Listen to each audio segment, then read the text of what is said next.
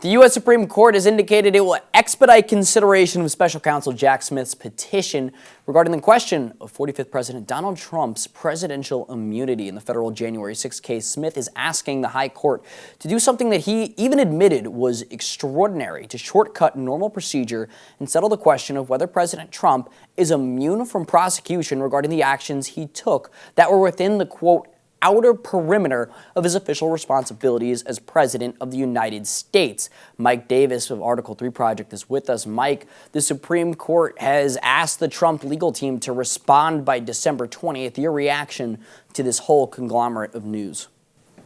This is an extraordinary petition that Biden's special counsel Jack Smith has filed with the Supreme Court. He's asking for the Supreme Court to grant his petition for cert before judgment, meaning for the Supreme Court to skip the D.C. Circuit's consideration of this case. And if you think about it, what is the rush?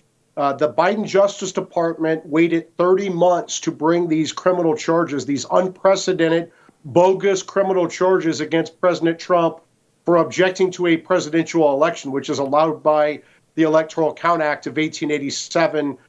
Twisting arms politically is allowed by the First Amendment. If it were a crime to object to a presidential election, Democrats would be in jail for objecting in 1968, 2000, 2004, and 2016. And presidents enjoy presidential immunity, just like judges enjoy immunity, just like members of Congress enjoy immunity for their official actions. And the case law is very clear that it's their official actions, including at the outer perimeter of their official actions. And if they're going to try to say that President Trump was not immune for ordering his vice president to not certify the election on January 6th, that's definitely within his presidential powers, because a private citizen can't order the vice president to do anything. And if they're going to go after Trump and say that he doesn't have presidential immunity, what about President Biden, who ordered a drone strike and murdered a 16-year-old American citizen? There's no statute of limitations on murder. Does that mean the next Republican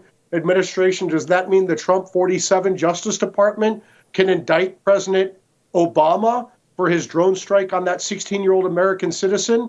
They're going to open up a can of worms here that maybe they don't want to open up. Well, Smith reiterated, Mike, over and over that this was in the public's best interest here to get this resolved immediately. The fascinating reason was he never articulated why. He just said it over and over. So why do you believe that Smith is feeling the heat to make such a rash request right now? Look, they know that this case can only get resolved before the November 5th, 2024 election if the trial starts on March 4th, because they're going to try to have President Trump sitting in a courtroom for months and months and months instead of on the campaign trail.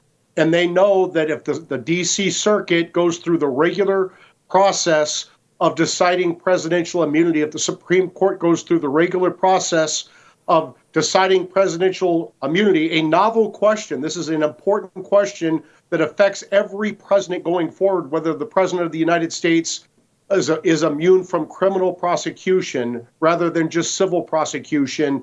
If they don't get this right, if they rush to do this to get Trump, this is going to affect future presidents. But Jack Smith does not care, because his sole goal is to wage lawfare against President Trump, to put him in a courtroom before November 5th, 2024, and then put him in prison for the rest of his life after November 5th, 2024. Mike Davis of the Article 3 Project. Sir, we appreciate your time and your logic here on One American News. Thank you very much, Mike.